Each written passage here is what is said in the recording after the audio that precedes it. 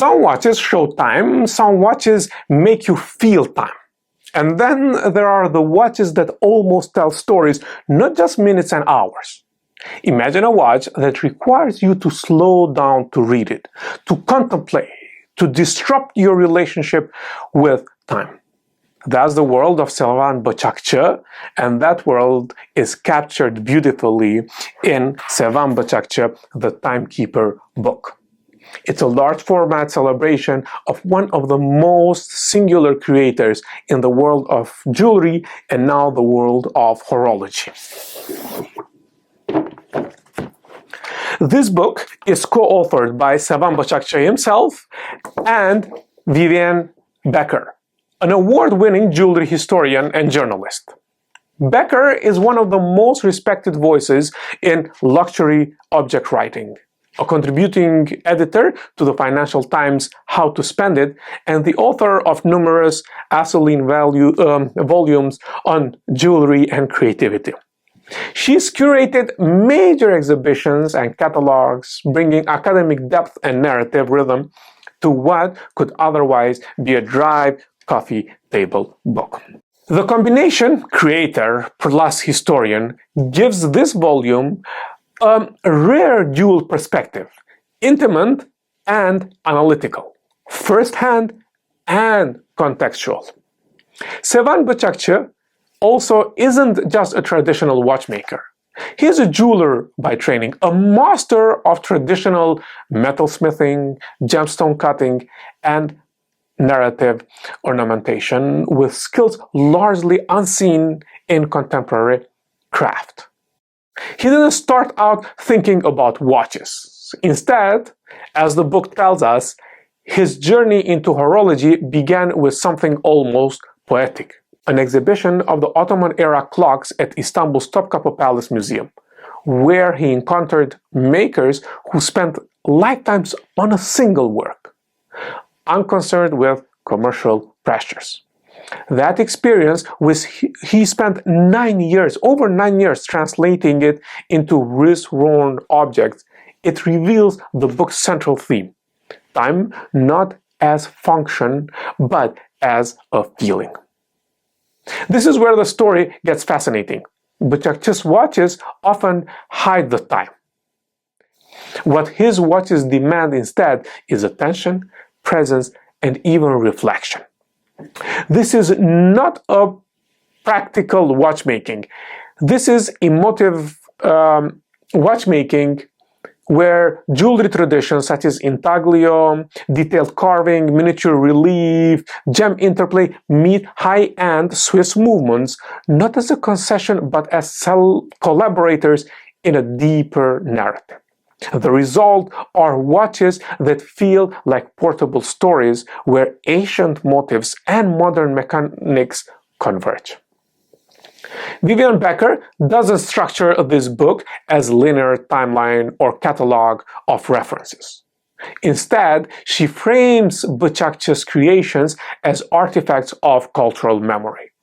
Objects where motifs from nature, mythology, Ottoman architecture, and literature are fused with mechanical functions that are almost secondary. Becker's voice, informed by her work on both jewelry and cultural history, allows the book to show us why these pieces are meaningful, not just expensive. They reflect human stories and symbolic meaning as much as technical ingenuity.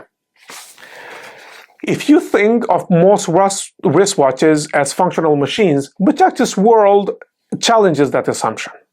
His use of classical reverse intaglio, his sculpture forms, and his insistence on material storytelling mean the time is embedded in a design element rather than displayed front and center, like the wings of a dragonfly that actually obscure the hands on one notable piece. This is a provocative stance. Rather than simply reading time, these watches invite you to experience time, not as utility, but as narrative, memory, and emotion. The effect is almost cinematic, a watch that encourages the wearer to pause and not to glance. This book makes clear that this was not a speculative side project. For 9 years, Bıçakçı developed his timepieces with a team of goldsmiths, stone setters, and sculptors, integrating Swiss mechanical movements into narratives that feel both ancient and futuristic. This long gestation period mirrors something the book subtly brings out: the value of slow making in a world obsessed with speed. This principle, patience over immediacy, is a kind of cultural and creative politics of time itself. It's not glamorous marketing language, it's a philosophy lived through process, and that, my friends, is rare. The book contains not just photos and descriptions, but also storytelling. Storytelling about specific pieces, symbols, and inspirations. Whether it's references to water nymphs in Greco-Roman mythology or motifs of pomegranates and minarets, Bıçakçı's palette is deeply humanistic and richly layered. And because Becker has written extensively on jewelry and visual culture, her narration gives each piece context and meaning. Not simply beauty, but why that beauty matters. The deeper argument that the book makes, without ever being preachy, is this: watches don't need to tell time to teach us something about time. In a culture where every second is measured, scheduled, and commodified, Bıçakçı's watches remind us that time is also lived, felt, and remembered. That's a radical idea masked in lavish surfaces.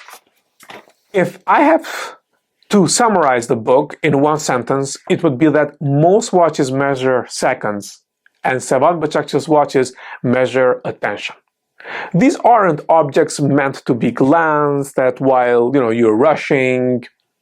They are pieces that invite you to slow down, to look deeper, and to reconsider what it means to read time.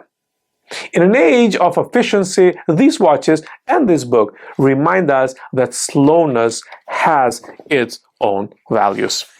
So what is Sevan Bıçakçı the Timekeeper? It's part craftsmanship, it's part manifesto, part cultural meditation, part visual archive. A celebration of time as art, emotion, and meaning. So now I want to ask you, have you ever worn a watch that made you slow down instead of speed up?